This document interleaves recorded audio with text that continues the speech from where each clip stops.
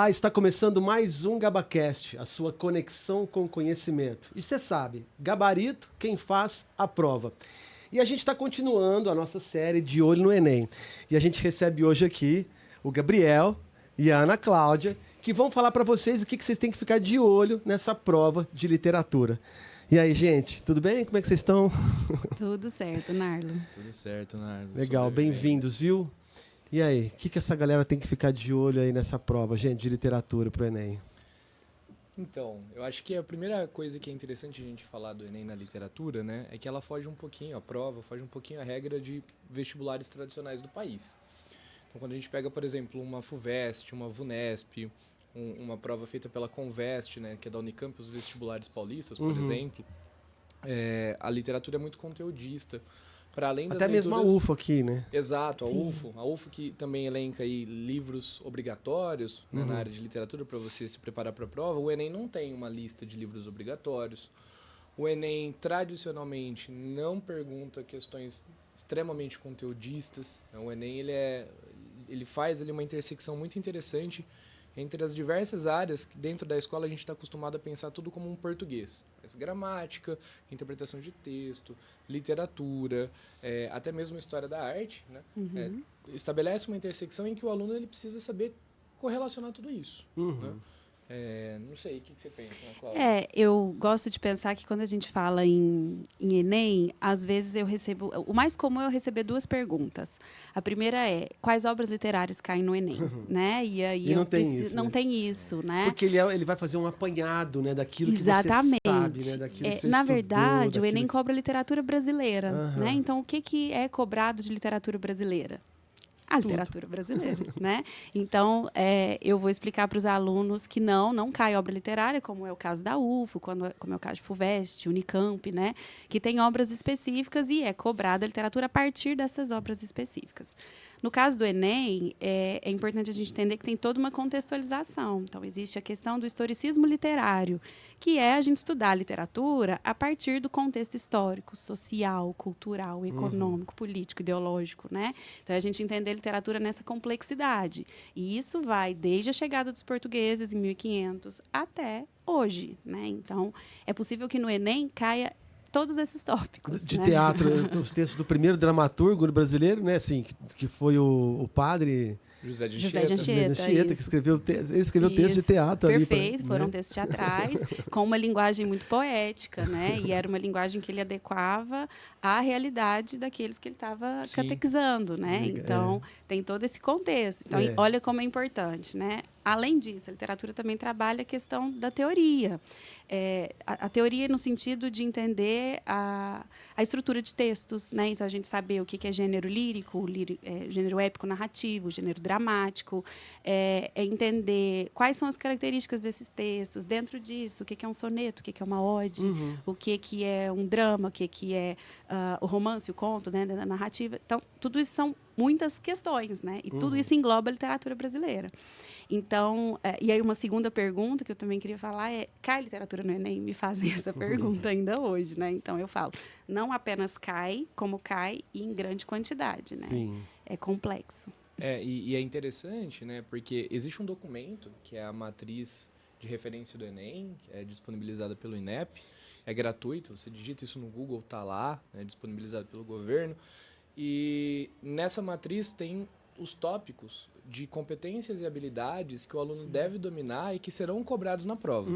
Então, é como se fosse um edital do tipo, olha, enquanto a UFO diz, leia esse livro porque vai cair desse jeito, vai cair esse livro, o Enem diz, olha, eu não tenho livros, mas eu posso cobrar que você reflita sobre o texto literário a partir disso.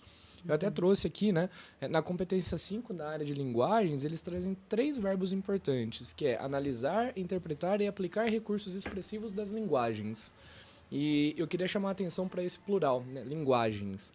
Porque quando a gente fala de linguagens, códigos e tecnologias, a gente não pode se limitar exclusivamente a pensar a literatura como a única manifestação artística por meio de uma linguagem, né, no Enem. Porque quando ele faz aqui, né, na competência 5, leva, né, o candidato a entender que vai cobrar essa relação de linguagens, do que ele fala? A gente está falando de música, a gente está falando de dança, a gente está falando de educação física, porque educação física não é só esporte, e a gente está falando de literatura. E, inclusive, perguntas que podem aparecer com um grau de intertextualidade. Porque, de que forma o teatro, que você citou aqui agora, né, que é um gênero meio que bivalente, porque ao mesmo tempo que você tem ele enquanto literatura, você lê, ele pode ser encenado. E entender essa transformação do papel para o palco é uma coisa que você, enquanto espectador, enquanto leitor, tem que saber interpretar, analisar. E aí, a Ana Cláudia falou, né, do historicismo literário, e eu acho que isso é fundamental, porque a literatura ela é um produto de uma época. Né? Quando o Machado escreve o que ele escreve, ele vive no Rio de Janeiro do século XIX. Há poucos anos atrás caiu um conto de um livro chamado Amora, de uma escritora brasileira contemporânea chamada Natália Borges Polesso.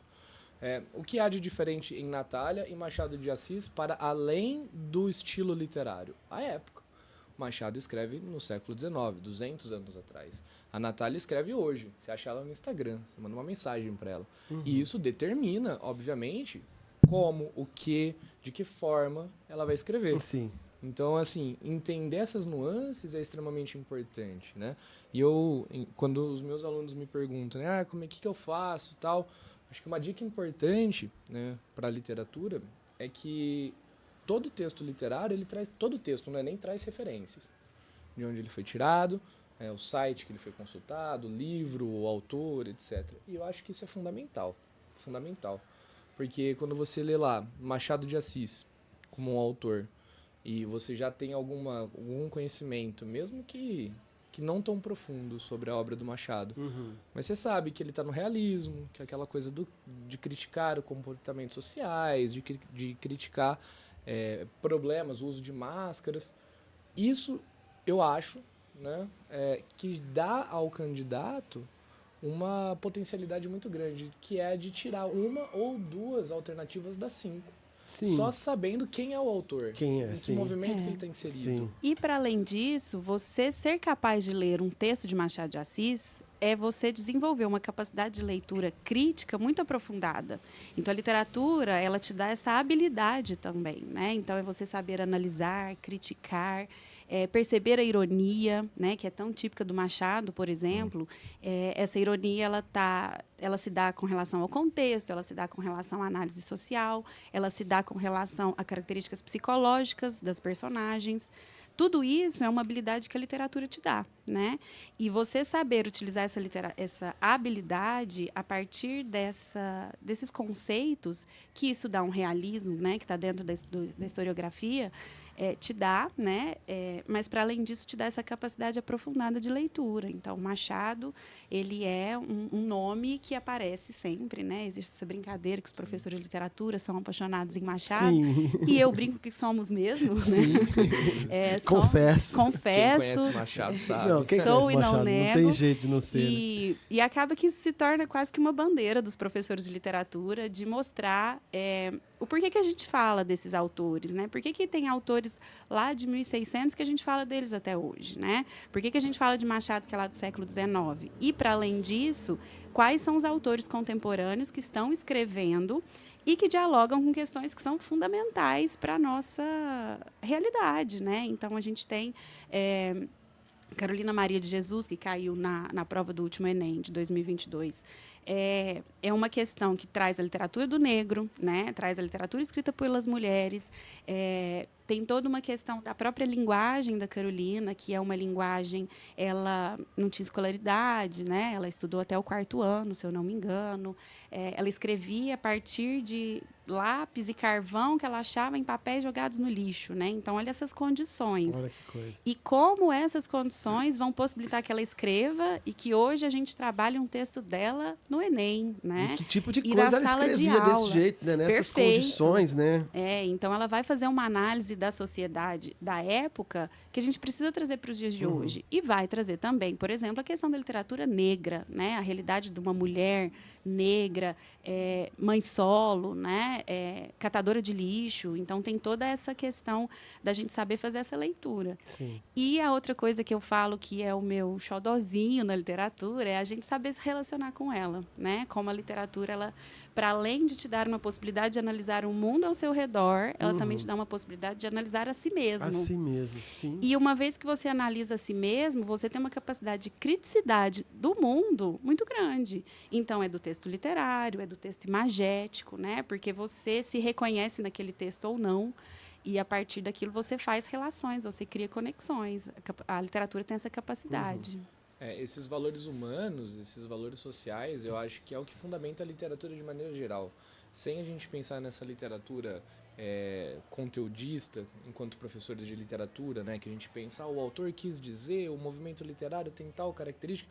Antes mesmo disso, se a gente pegar uma pessoa que não é formada em letras, que não dá aula de literatura, que não respira literatura como a gente, a literatura entra na vida dessa pessoa justamente para elas reconhecer-se como um ser humano, um ser sociável, né? Eu brinco, falo muito com os meus alunos, né? É uma frase que eu ouvi de um professor amigo meu, que a literatura não serve para nada. E quando as pessoas no ensino médio, no curso pré-vestibular, ouvem uma frase dessa, elas ficam meio chocadas, do tipo, como não serve para nada? Porque busca-se sempre, nas matérias de escola, né, de maneira geral, aproximações do que você aprende na teoria na prática. Então, por que o ar-condicionado é colocado em cima e não embaixo? Aí você tem a explicação física. Por que quando eu coloco um sal e não sei o que, a pilha é explicação química? A história, você enxerga os fatos históricos. E a literatura? Quando a gente diz que ler literatura te torna um ser humano melhor, nossa, mentira. Entendeu? Hitler, mas enxerga a humanidade, você enxerga a si mesmo, enxerga o mundo. aquilo que você não é, né? O Hitler era um excelente conhecedor de literatura e eu posso chamar ele de um ser grande, humano maravilhoso? Maravilhoso. Não dá, entendeu? Então a literatura não serve pra nada. E aí, a partir desse lugar poxa, se ela não serve pra nada, então ela serve pra mim. Porque se ela não tem uma utilidade já fixada, eu posso desdobrar essa literatura para minha vida. Eu posso reconhecer nela uma potência minha. Sim. E é esse reconhecer que é o mais importante para o Enem. É reconhecer-se no texto. Claro, dominar a historiografia, a teoria é importante? Porque vocês, né, os nossos alunos todos, são estudantes de vestibular, então tem a teoria. Mas a literatura enquanto produção artística, uma manifestação de linguagem, ela não é criada para isso. Machado não criou falando assim, nossa, daqui 200 anos vão chamar o meu período de realismo e eu vou ser lembrado só porque eu fiz... Mentira. Não, ele só escreveu, né? Ele só escreveu. Eu gosto de falar dessa característica que você fala que a literatura não serve para nada, né, Gabriel? Eu gosto de falar da inutilidade da literatura. Eu começo os meus anos iniciais de literatura falando isso, como a literatura é vista como algo inútil. E aí isso é chocante numa primeira leitura, mas ela é inútil a partir desse sentido de que eu vou ganhar algo prático com ela, né? Praticamente falando, ela é completamente inútil de fato. Ela não salva vidas, ela não constrói pontes, né? É solitário, né? É solitário, muitas vezes silencioso, né? Também.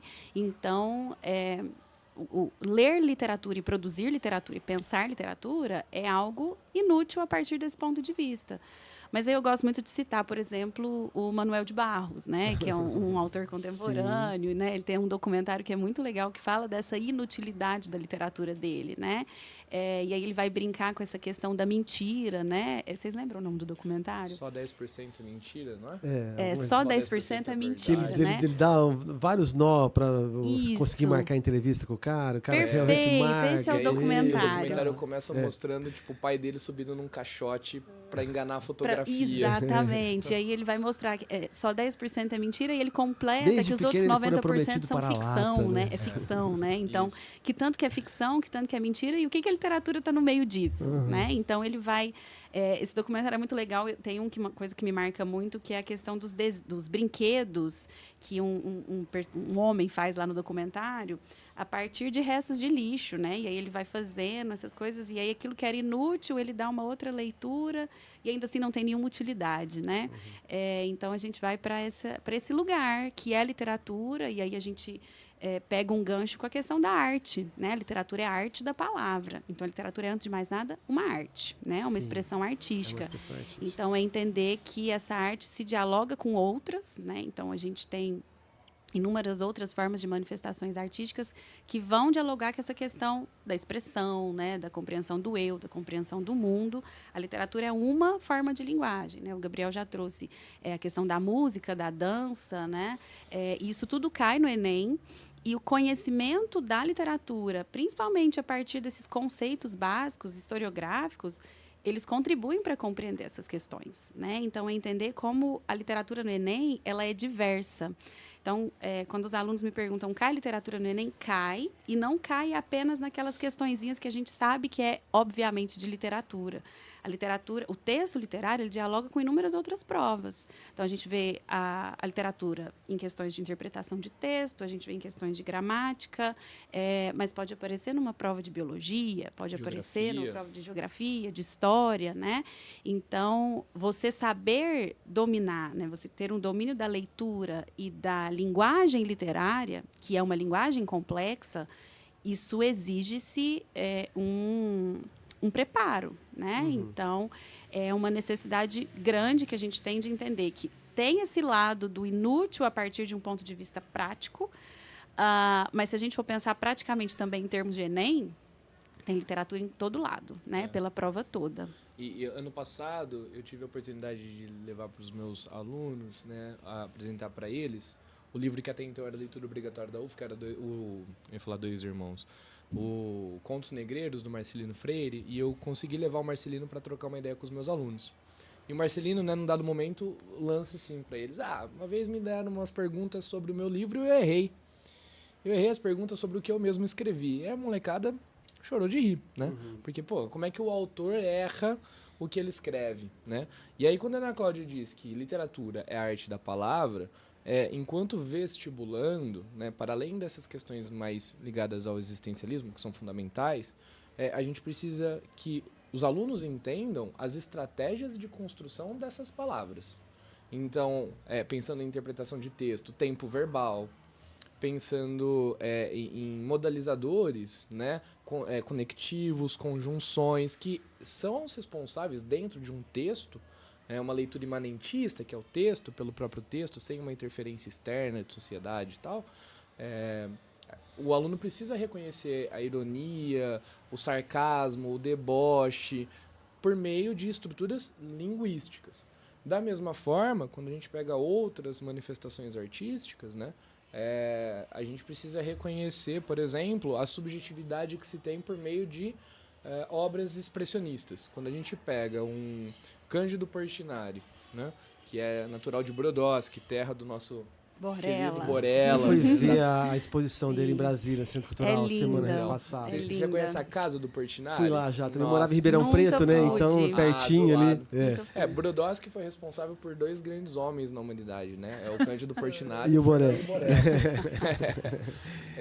O Portinari, ele tem ali um cisma na sua produção, né? Ele tem uma produção muito ligada à plantação e à sociedade do café. Sim. E uma produção muito religiosa, muito por conta da tradição da família dele, né? Lá na casa dele em Brodowski, ele construiu uma capela para a avó que não conseguia mais ir para a igreja, e cada um dos santos tem um rosto de alguém da família para a avó reconhecer. Eu acho isso fenomenal, mas ao mesmo tempo ele tem um lado que é muito expressionista, que ele vai beber muito da água das vanguardas europeias do começo do século XX. Então, quando a Ana Cláudia fala, olha, a literatura está em todo lugar, as linguagens, porque tudo depende de linguagem, né? Então, assim, não existe conhecimento sem linguagem. Então, quando em geografia vai se falar sobre a seca, a gente está falando da era da ebulição global agora, né? Não é mais a era do aquecimento, já está pegando fogo, já está borbulhando, a gente lembra da seca de 1915, no sertão brasileiro, que a Raquel de Queiroz escreveu o 15, o Graciliano Ramos escreveu Vidas Secas, o Portinari pinta o quadro Os Retirantes e pinta o quadro Criança Morta, que parece uma continuidade um do outro. O Josué de Castro, em 56, lá na Sociologia, escreve Geografia da Fome. Veja, a gente consegue, a partir das manifestações Artísticas, pensei em muita coisa. Sim. Pensei em João Cabral de Melo Neto João também, Cabral com Morte de né? Vida. Com Morte e Vida Severina. E aí a gente vai vendo como é importante isso, essa noção de ter essa visão da linguagem, né? Então, é a linguagem artística, quando o Gabriel traz a questão do expressionismo, né? O expressionismo, ele é um movimento de vanguarda que vem trazer essa noção de uma... Enquanto vanguarda, ela vem com aquela tentativa de deformar a realidade a partir do mundo interior do sujeito, né? Então, como essa questão do expressionismo vai se mostrar a partir das formas, né? Então, no caso do Portinari, essas formas, elas são muito marcantes, né? A questão da... Formas, inclusive, que puxam um pouco pelo cubismo, né? Pelas questões de formas geométricas, então, às vezes, arredondadas, né? No caso dos retirantes, já é longe disso, né? A gente já vê... porque no caso do Portinari também tem aquele... E foi muito influenciado pelo Picasso. Pelo Picasso, demais. Mas tem um quadro do Portinari, que eu não lembro o nome, que é um indígena, que ele está... numa posição, né, de exploração. Tem um negro também, né, que é um homem que os músculos dele são muito ressaltados, e aí a gente vê isso, né, por essa ideia O plantio do café no fundo. Isso, tem o plantio do café, e aí a gente vê toda essa questão da exploração, de um período de escravização, né? E aí tem essas formas que são ressaltadas. E quais formas são essas? Os músculos, né? Porque era aquela visão do negro enquanto algo animalizado, quase bestializado, que tem uma força descomunal, né? Que inclusive servia como uma forma de justificar, de argumentar a questão da escravização dos negros, né? Vamos botar eles para trabalhar, porque esses caras são Isso, fortes, porque eles são aguentam fortes, pancada, eles aguentam... exatamente, Justificava, Pega no né? peso. Meio raça e momento histórico. Perfeito. Então, aí, nasceu negro, ele tem mais força que eu, logo trabalha com o braço. Olha que absurdo. Isso era tomado como ciência, né? E era reproduzido, né? Então, era a argumentação, inclusive, dos senhores de escravos, né? Era a partir desse argumento que se justificava o processo de escravização, O José de né? Alencar, por 200 anos aí nesse o José de Alencar, de Iracema, Guarani, era um árduo defensor da permanência da escravidão no Brasil, por exemplo. Perfeito. Publicou inúmeros artigos em jornais da época falando que a libertação dos escravos acabaria com a economia nacional. O próprio Monteiro Lobato, então, né? eu ia falar, A gente tem do Monteiro aí, Lobato, porque ele foi um cara mais proeminente nessa. E eu acho que por ele ser visto também como um pai da literatura infantil, né? Também, ninguém espera, existe né? esse diálogo, né? Eu vejo agora. Agora estamos perto aí do Dia das Crianças, e aí vem esse diálogo com Emília, né? O Sítio do Pica-Pau Amarelo, e eu percebo como não existe esse diálogo também de mostrar o outro lado, né? Então, como é importante a gente ver isso a partir de diversas perspectivas. E essa noção, né? Tem o Monteiro Lobato com o Sítio do Pica-Pau Amarelo, mas que tem trechos extremamente racistas. A gente vê isso naquele conto do... Gente, eu tô péssima com os nomes agora.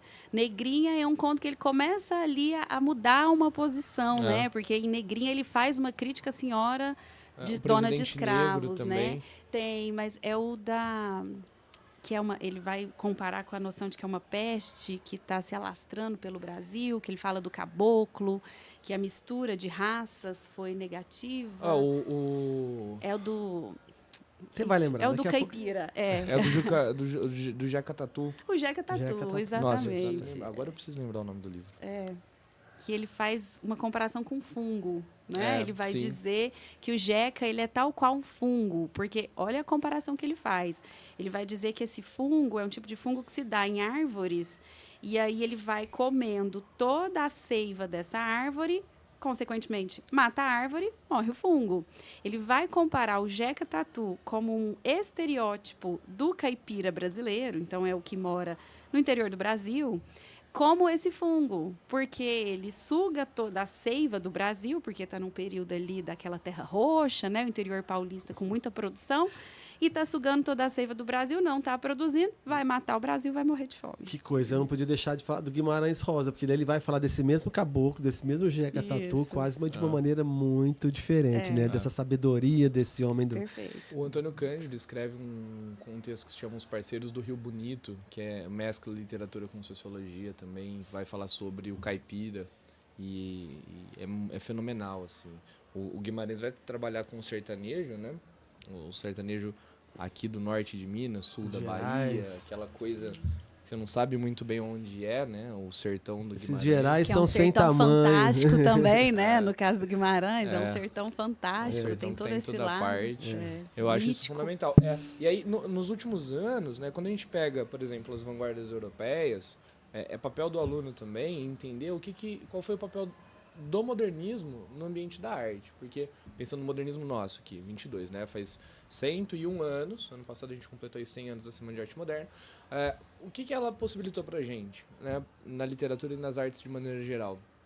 O modernismo, ele abriu espaço para uma coisa, para inúmeras coisas, né? Hoje, uma das marcas da nossa arte contemporânea, eu chamo de contemporâneo ali mais ou menos de 70 para frente, eu acho que antes disso a gente sofria outras interferências que depois a gente não sofre mais, muito também por conta pensando aí no contexto social, né, da promulgação do ato institucional número 5, que determinou muita coisa. Aparecimento da televisão, em 66 a gente vai ter o Chico Buarque com a banda, e aí, né, só fazendo uma divagação aqui, quando a Ana Cláudia cita que muita gente enxerga o Monteiro Lobato como o pai da literatura infantil, muito também porque as pessoas não consumiram a obra original dele.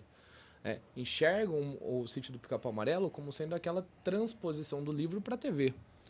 Então, é o Sítio do Pica-Pau Amarelo da Globo, do SBT, enfim, que as pessoas já fizeram esse trabalho de não divulgar essas falas, essas atitudes racistas. Então, quando você pega ali o da Globo, por exemplo, nossa... É lindo, lindo. Né? É um aquele que conto de fadas. Isabelle Drummond era A tia Anastácia, ela, né?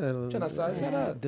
de casa, né? Não era uma empregada só, uma escrava, vamos dizer assim. A Emília fala bobeira, mas nem parte tanto. Da família, né? Faz parte da família. A Emília falava bobeira, mas não era uma bobeira criminosa, não era uma bobeira segregacionista, não era uma bobeira violenta, era uma torneirinha de asneira, né? Mas não era essa coisa tão absurda. Mas voltando, o modernismo ele abre precedente para muitas coisas. Então, ainda essa semana eu comentei com os meus alunos, né?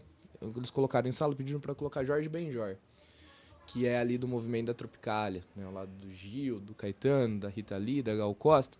E aí, na sequência, eu coloquei a mesma música gravada pelo Chorão, do Charlie Brown. A mesma música, chama Oba Lá Vem Ela. Fica a dica aí. Adoro. Pra escutar tanto a original quanto a gravação do Chorão.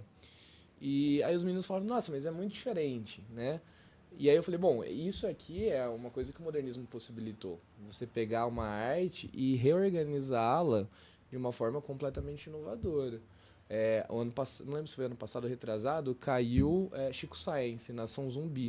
Foi né? ano passado. Então, reconhecer no Chico Science, no Mangue Beat, né, uma forma de se manifestar por meio da música, do ritmo, das batidas, de instrumentos, que há 100 anos atrás as pessoas achavam que iam acabar com a cultura brasileira, que no caso era a guitarra, e que na década de 60... O cara vai lá e mescla o tambor com a guitarra, com o pandeiro e vambora. Eu só tenho sertanejo universitário, eu só tenho o rap, o trap, o rock. Hoje, porque há 100 anos atrás, 50 anos atrás, uma galera falou, não, dá pra fazer sim. Dá. E foram escorraçados, e foram atacados. A Anitta Malfatti foi a primeira. Antes de 22, em 17, ela já veio com uns quadros. Foi achincalhada, atacada por quem? Monteiro Lobato. O mesmo cara foi lá e falou, isso aqui é um modismo, ninguém vai lembrar desse tipo de arte. E estamos aí consumindo hoje o que só existe graças ao que foi feito há mais de 100 anos atrás. Eu acho a proposta modernista revolucionária, e modernismo é um tema que ele é fundamental para o Enem, né? Para ficar de olho. Para ficar de olho mesmo. Assim, a palavra base é modernismo. E por quê? Porque o modernismo ele é divisor de águas, né? O modernismo ele se propõe, antes de mais nada, uma busca por uma identidade nacional, né? Então, o que é ser brasileiro? É a pergunta que se faz, né?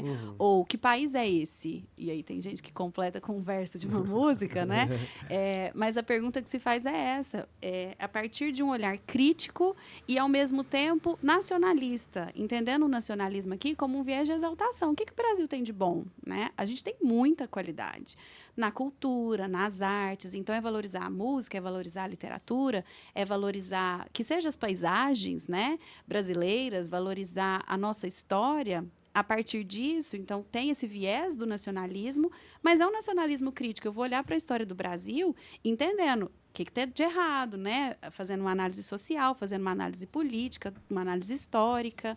Então, o modernismo ele se propõe a isso. E isso, de fato, acontece, né? É a partir do modernismo, a partir de 22, que a gente fala que começa, de fato, a literatura de identidade brasileira. Porque, até então, a literatura brasileira ela não passava de cópia da Europa, né? A Europa produzia, a Europa criava as ideias, os movimentos, e o Brasil trazia para cá. Com o modernismo, não. Agora a gente começa a ter uma cara de Brasil, né? Então, e aí vem todas as gerações, né? Primeira, segunda, terceira geração, e a gente colhe os frutos disso até hoje, né? Na literatura contemporânea, a arte contemporânea é ainda essa busca pela identidade nacional.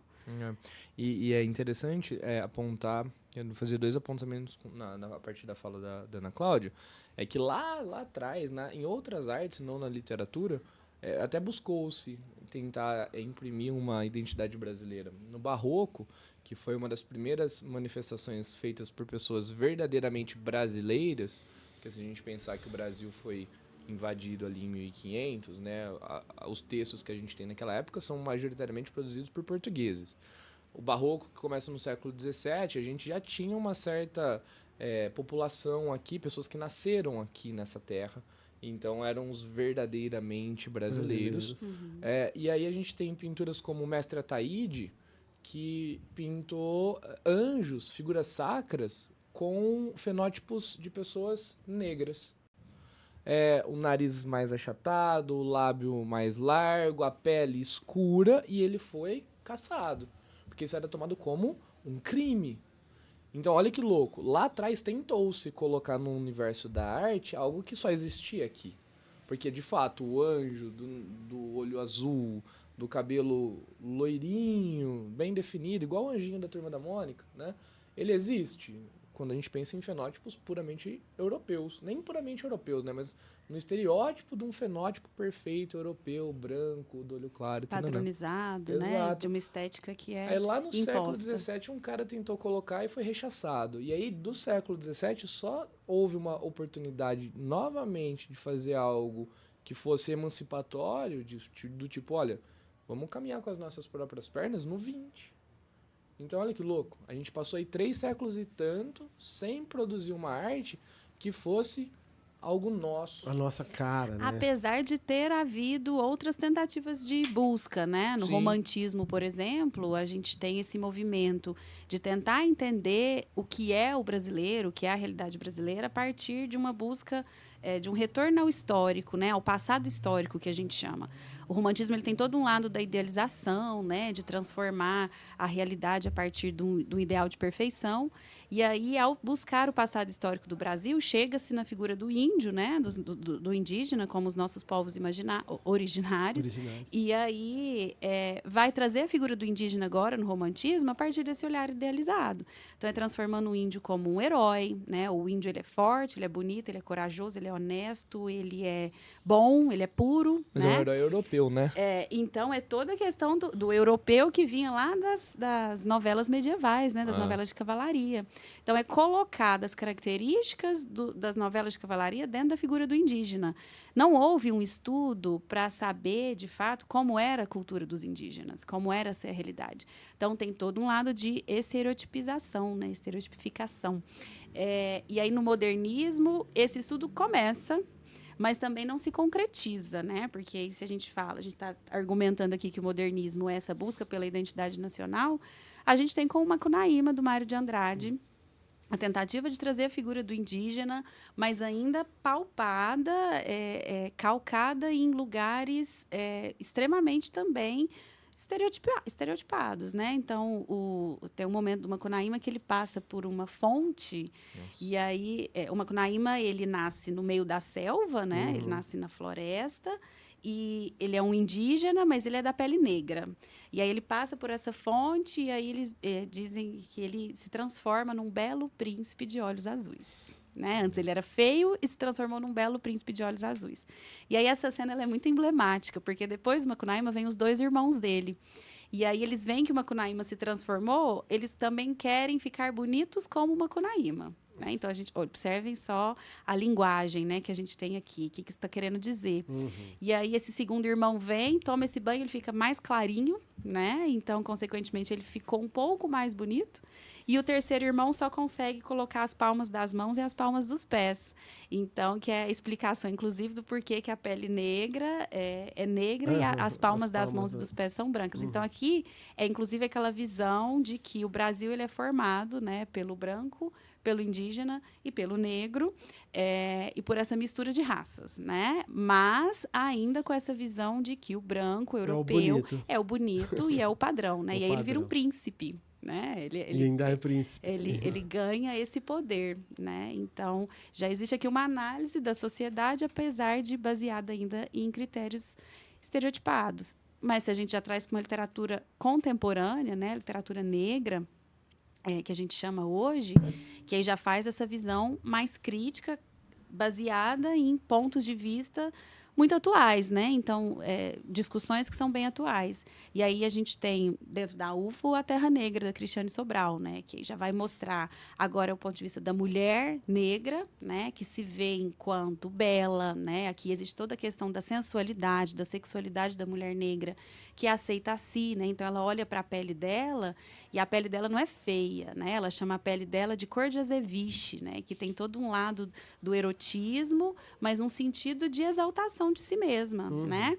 Então, ela fala do cabelo, ela fala dos lábios, que é toda a questão do estereótipo, né? Que se coloca do estereótipo negro como algo feio, aqui ela está quebrando com esses padrões, né? A partir de uma poética que é revolucionária para a poesia brasileira, né? Que é essa mulher que se permite acessar o erótico a partir de um erotismo negro, né? Então, a gente vê essa complexidade da literatura e como ela vai se desdobrando, né? Diversos temas vão se desdobrando ao longo dos anos, né? O Gabriel cita o barroco, eu venho com o romantismo, a gente fala de modernismo e literatura contemporânea, né? Isso tudo é muito rico. E nessa época, né, quando essa fala da Ana Cláudia sobre o Macunaíma é interessante porque tem um quadro muito famoso do Modesto Brooks chamado A Redenção de Cã.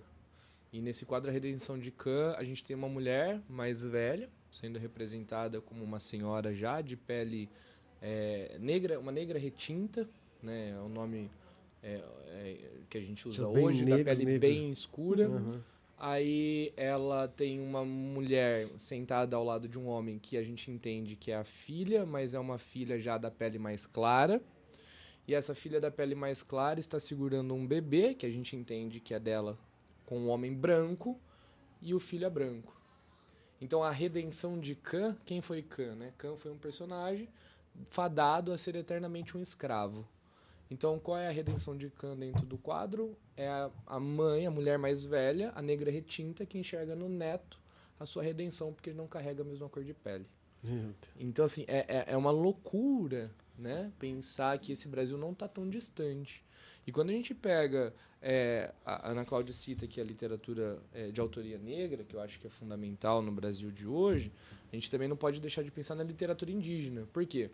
Porque lá, no romantismo do José de Alencar, que era pró-escravidão, esse José de Alencar que se apropria de um discurso heróico de Portugal, né, da Europa, lá da época das novelas de cavalaria. Esse indígena do Mário de Andrade, que é preguiçoso, porque ele vai falar só aos 6 anos, só pensa em sexo, só pensa em ganhar dinheiro sem trabalhar. Esse indígena que ainda é permeado de estereótipos, por mais que o modernismo tenha tentado criar uma arte verdadeiramente brasileira, não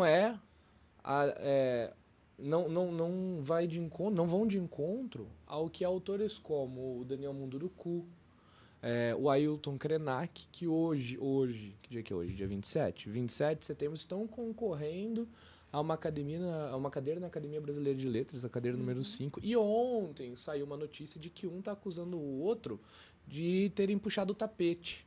Por quê? Porque, do ponto de vista deles, um deveria apoiar o outro para que, pela primeira vez na história, um indígena chegue como um autor, um reconhecimento na Academia Brasileira de Letras.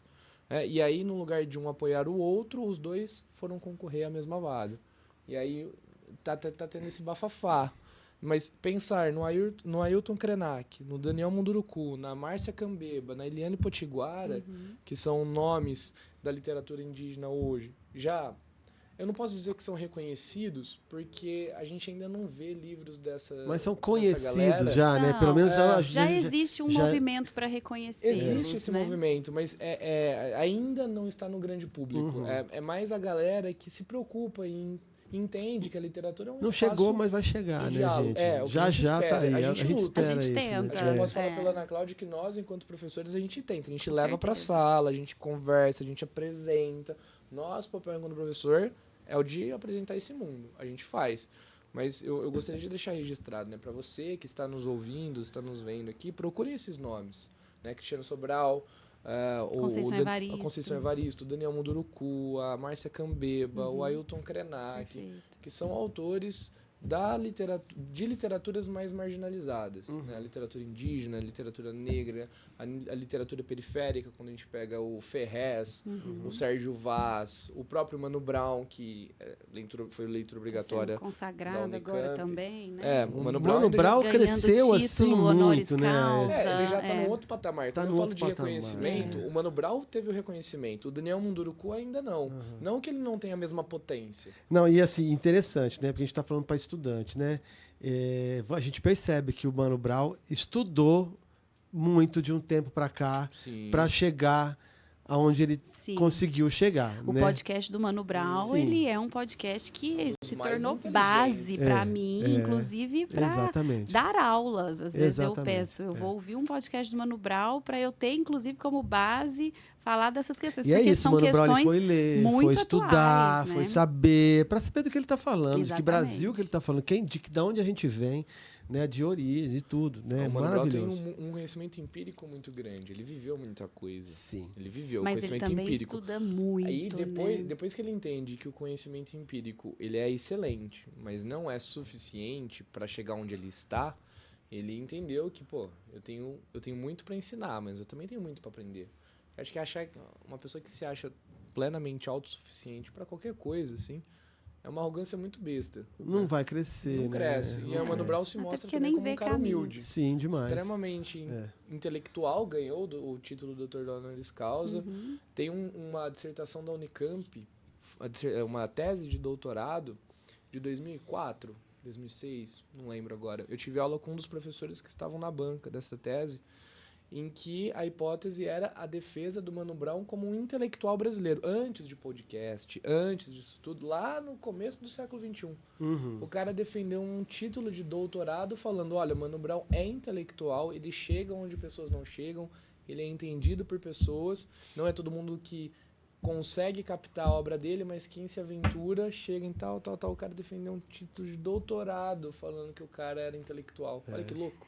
E ainda existem aqueles que são contra, né? Que não concordam com essas defesas. Que bom. Porque isso também vai refletir uma realidade de Brasil, né? A gente vê também toda uma questão do conservadorismo. Então, a linguagem do rap é uma linguagem de afronta, né? É uma linguagem que quebra com padrões, extremamente violenta em alguns trechos, né? E não se preocupa com isso. Na verdade, até valoriza essa linguagem que é agressiva, que é violenta, que é dura, direta, porque esse é o propósito, né? Isso vem trazer de uma realidade.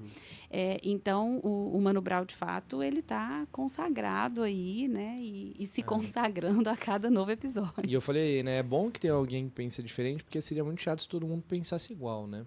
Tipo, num universo em que todo mundo consagra e todo mundo pensa a mesma coisa, a gente não teria construção de conhecimento. Então, eu acho legal alguém falar assim, olha, o Mano Brown não é tudo isso. Aí ele vai lá e tem que provar que ele é. Ao mesmo Ele dá uma entrevista que você fala, nó, eu acho que eu vou me recolher um pouquinho. E porque... ele nem não está precisa ficar preocupado em provando, provar, né? O que ele não. menos está Não, preocupado nem em a gente provar. também, né? Mas, O que assim, eu eu gosto falo é que- que isso que o Gabriel traz dessas contradições, né? De pensar diferente, ele faz isso nos próprios programas dele, Sim. né? Ele quer dialogar com as contradições, ele quer dialogar com aqueles que pensam ao contrário dele. E eu acho que isso é fundamental, né? Possibilitar o debate, ter essa abertura, entender o lugar que a pessoa ocupa, né? Entender noções como lugar de fala. E já caiu questão dele no Enem, falando no Enem não, em algum vestibular, alguma coisa? Ele é leitura obrigatória Da da Unicamp. Da Unicamp, Também é, eu não lembro de ter caído alguma Também letra, não tô alguma lembrada, coisa. não. Especificamente do Mano Brown, Sim. não. Mas a Unicamp tem o Sobrevivendo no Inferno, que os meninos Tá, têm que ouvir o e ler. álbum. É o álbum inteiro, não é uma música específica. São todas as letras de música, que são densas, complexas. Exato. Músicas grandes, né? Assim, de duração. E é muito legal a gente ver, por exemplo, tem vídeos rolando na internet. Tem um bem recente que o Mano Brown visitou uma escola de ensino médio, uma escola pública. E aí ele pega o microfone lá e tá lá, né? Tem um ritmo, tá a batida acontecendo, e aí os alunos vão se juntando ao redor e já pegam celulares. E a hora que ele começa a letra da música, todo mundo canta junto, né?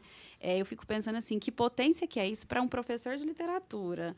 Você vê alunos de ensino médio cantando a plenos pulmões a letra de uma música que é um poema, né? Aquilo ali é de uma poesia muito grande. Sim. Isso é um regozijo, né? Isso é quase que um estado de nirvana, porque a gente olha para aquilo e fala, é sobre isso, né? Essa noção de você ver a literatura acontecendo, a arte, né? Acontecendo ali de fato, né? Então, tem todo o envolvimento com o artista, mas também tem o envolvimento com a letra, é você se reconhecer naquilo que está sendo dito, você olhar para o seu arredor, né? E perceber o lugar que você ocupa. E essa é a importância da literatura, né, gente? É isso aí, o que eu estava acabando de falar. Né? Essa é a importância da literatura. É a literatura que não serve para nada. Não serve para nada, mas tá olha aí, tudo, né? Tá em tudo. Tá em O que tudo. é esse nada, né? Um nada muito, muito concreto para algo que não é necessariamente só concreto. E aí, vocês têm mais alguma coisa para falar para essa galera? O que eles têm que ficar de olho? Olha, eu acho que estamos na reta final. Os meninos certamente estudaram e fizeram o que puderam ao longo desse ano. Vocês todo. também se deram assim demais para esses meninos, né? Tudo que vocês podiam dar, vocês vocês faz o que a gente pode do lado de cá e a gente espera que eles façam do lado de lá também. A gente tem essa esperança, essa fé de que fazem. Como é numa reta final, eu acho que é importante não desesperar. Né? Ai, meu Deus, ele falou romantismo, eu não sei nada de romantismo, eu preciso sentar durante 5 horas do meu dia para só estudar romantismo e sair vomitando tudo que existe sobre o romantismo. Não, calma, conversem com seus professores, a gente tem alguns professores de literatura, você que está nos escutando, deve ter um professor de literatura que pode não ser eu, pode não ser a Ana Cláudia, mas converse com esse professor, mantenha calma, a gente está aqui para ajudar vocês. A literatura no Enem é uma prova pesada, né? O primeiro dia, linguagens e humanas, leitura. E quando a gente fala... É uma prova de resistência, a prova do Enem, né? Exato. É uma prova de resistência. A gente fala assim, e são, às vezes, textos longos, densos, com perguntas capciosas. Às vezes tem umas perguntinhas ali que a gente tem que ficar atento para algo específico que ele quer da gente. E, né? inclusive, eu sempre falo para os meninos, né? Leiam a primeira pergunta. Perfeito. Porque, às vezes, você vai ler o texto... Aí você gasta um tempo, você gasta neurônio ali lendo um texto. Aí você lê a pergunta, aí você vai ler o texto de novo para procurar o que a pergunta te pediu. Porque não é como se você, em uma leitura só... Isso é estratégia de prova, isso ele já tem que saber. Isso, a maioria dos professores tem falado isso aqui. Leiam a pergunta, depois você vai no texto. Isso. Porque e aí, ler você já vai com um olhar pesado. específico, né? Sim. Já vai com um olhar O que direcionado. eu tenho que procurar aqui nesse texto, isso, né? que já te dá uma economia de tempo e já te dá uma garantia que você sabe que aquele assunto ali vai cair. Ele está me pedindo, né? Então, tem uma questão, eu não sei se é desse Enem de 2022 ou de 2021, que é uma questão sobre carnaval. E aí a pergunta é a partir do carnaval. Então, você já vai ler o texto buscando alguma informação sobre o carnaval ali, né? Então, eu gosto de usar o termo, você não vai cru para o texto, né? Sim. Então, você chega lá já com um mínimo de preparo para aquele texto. Uma outra dica que eu daria, e na verdade isso vem para a formação, né? Eu sei que a gente já está aí, a gente está próximo, mas é importante esse processo de formação, que é o hábito da leitura, né?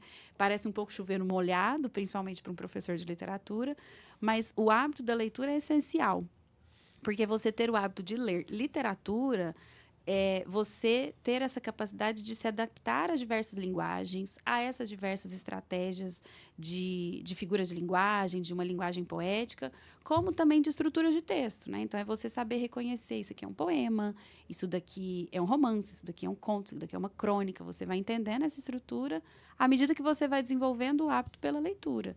E, a partir disso, pode até gostar, né? E uma outra dica, que aí vai de encontro à literatura, mas vai de encontro também às perguntas de história da arte, não deixem de ler as letras miúdas, né? A gente fala isso de ler as letras miúdas em contratos, em propaganda de televisão. Leiam as pequenas referências embaixo dos quadros ou das fotografias. Por quê? Muitas vezes as respostas podem te ajudar. Aquilo pode te ajudar a chegar na resposta. Porque geralmente em quadros ou fotos que tem na prova, a referência vem escrito o ano, o autor e o material. Então, óleo sobre tela, colagem, prego sobre madeira, bronze, se for escultura. Exato. E aí, às vezes, a pergunta, vamos pensar em um dadaísmo, usava as coisas já prontas. E aí você fala, pô, eu não enxergo nada do dadaísmo, pra mim isso aqui é um quadro. Aí você vai ler a nota de rodapé ali, não, a referência tá escrito que é colagem de revista sobre um pedaço de madeira. Aí pronto, e aí é completamente dadaísta e a resposta tá ali pequenininha, só que você tá só lendo o texto, só olhando aquela foto e... Putz, bobiei. Se eu tivesse visto essa coisinha pititi que eu tinha marcado a letra certa. Que coisa, né? Então, essa é minha dica, minha segunda dica também. Ler e ler. Ler também é bom. Ah, gente, coisa boa. Muito bom, então. Gostei demais de trocar essa ideia aqui. Foi bom demais estar com vocês. Igualmente. Vocês querem finalizar, falar mais alguma coisa ou é isso aí? Acho que é podemos isso aí. finalizar. Tamo junto. Muito Então, obrigado beleza. pelo espaço, né? Foi ótimo. Obrigado por vocês terem vindo aqui. E aí vocês, galera, a gente se vê no próximo GabaCast, no De Olho no Enem. É nóis. Até mais, até o próximo gente. episódio. Tchau, tchau. Valeu.